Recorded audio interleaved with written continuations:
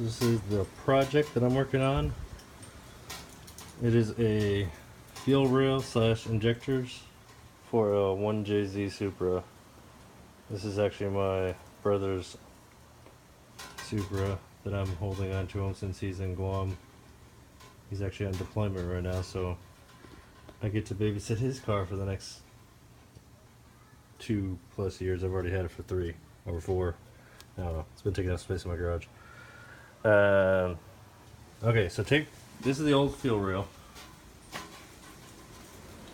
As you can see, it's not very big compared to the new fuel rail. Alright, that's like 3.5+ inches, just shy over, when you include the aluminum seats that need to go into here. And the way that these are supposed to go, from what I understand, is O-ring here, O-ring like so, injector, O-ring, O-ring here, fuel rail. Now, when you do this, you need to put some petroleum jelly or fuel on the O-rings. You don't want to put them in dry. There's a good chance that you're just going to shear them off. So they need to have some kind of lubrication to them. And yeah, we use petroleum jelly on aircraft O-rings all the time, so it's an oil-based product to be alright with petroleum.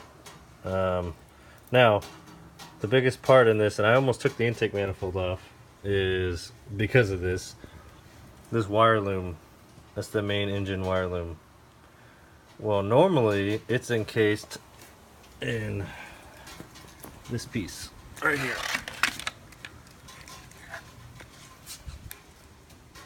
Right here. And this sits in like this, down under where that wire loom is, and the wire loom runs inside of it. And you've got a few spots where it bolts up against the intake manifold. You can see one is here. That's back here. So if you're trying to find it, it's on the back side of your intake manifold. So once you get this off, you have to take this out. You got to get rid of it, because there's no way that this is going to fit with all those injectors with this in there. And it's kind of a pain in the butt to get that out of there. You really don't want to mess up any of your wires. Before you get to this part, take your throttle body off, cable, anything here that could be protruding out. You've got a few nibbles for your lines here. They're right there. You know, pull that crap out of there. You've got this sits here. Pull that out. Pull all that crap to give you as much room as you can out of there. Then you get this. These are, the cover clips into here, and I just got a flat tip and I just pried it open and I just pulled it out that way. So once you get that off, pretty much just need to, while it's sitting in there, you just need to twist it out like that and then pull it out, and then you just throw it out to the side like that. Another thing too is make sure you clean up in here, vacuum it out. Obviously you don't want anything falling inside your engine. So once you do that, you're going to be left with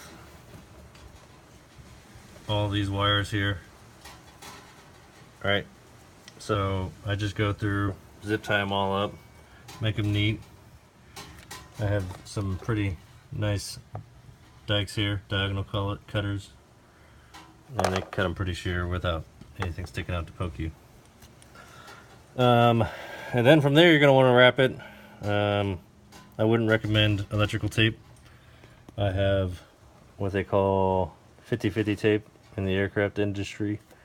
It is a kind of like a rubberized tape, but it doesn't have an adhesive. It only sticks to itself. And it's got some heat resistance to it, and it's a lot stronger than electrical tape. I wouldn't say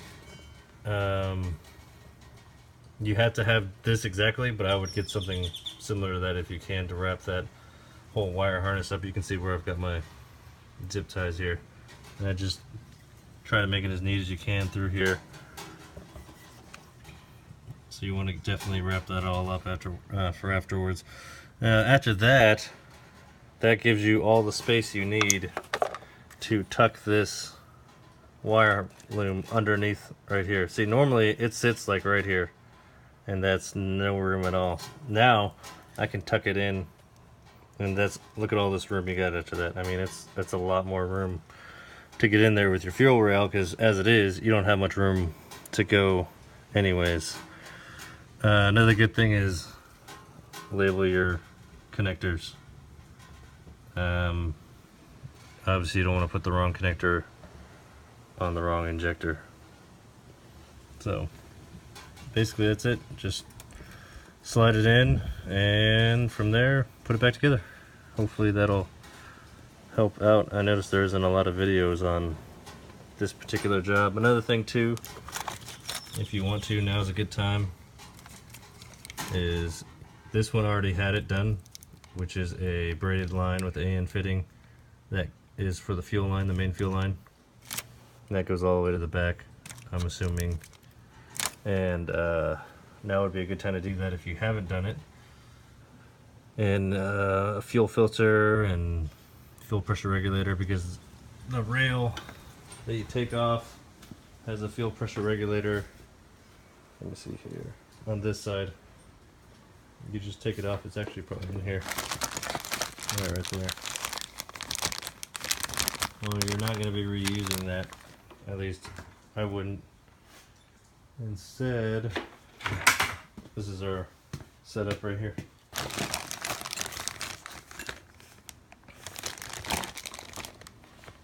Air motive.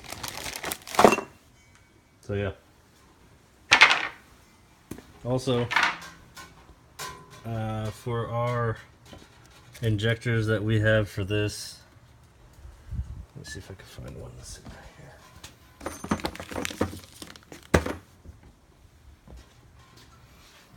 These electrical connectors are not the same as the stock ones, so we had already planned for that and ordered the right ones, and they're pigtails. So we had to cut them all off, solder them in. We just hook soldered them in together and put them together. Now the thing too is to watch out for is like this negative line is huge compared to the positive side, and a regular soldering iron would not work. And then we tried 2 soldering irons and that didn't work, so we had to switch to a soldering gun, which did work. It's just that for some reason those grounding wires are huge compared to the positive side. So just something to think of before you start this whole project out. And that's it. Put it back together and obviously go get a new tune. I have some stuff here disconnected because I was originally going to just take this intake manifold off, but then I found out that this wire loom will move out of the way. So not a whole lot of information on the 1JZ. It's not even my car. I'm a domestic guy anyways. I had a WS6 Trans Am. This fuel rail, they don't make a lot of fuel rails. I think Drift Motion makes one, then there's like this generic one, and that's really all that exists for a 1JZ Supra motor.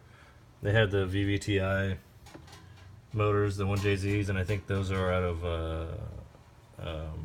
Soras and crap like that. So they have different motors, and I think 1JZ Supras didn't have the VVTi motors. And it'll say on your cover here, it'll say VVTi. And if that's the case, then you can get a lot of fuel rails, like a SARD fuel rail and whatnot. So, and another way to find out is if your engine is a 1JZ out of a Supra. They have a way you can tell with the fact that if it has a hydraulic fan. If it has a hydraulic fan up front, then it's from a 1JZ Supra, an actual Supra motor. And then you can tell the generation out with the piping over here on the side. You can look it up. It's pretty easy. Obviously this has got then converted to a single turbo, so we don't have that anymore, but to show you. Anyways, so hopefully that'll help make it a little bit easier figuring out where to, well, how to get this fuel rail in. Obviously it's going to be a little bit time consuming work and tedious, but you don't want to cheap out on it, especially this main wire loom. You know, you really don't want to just wrap it with any electrical tape. You know, it's just not a good idea, especially since it's your main wire harness. I can't imagine having to repair that many wires if the thing happened. So that's it. Well, hopefully it'll help you guys out.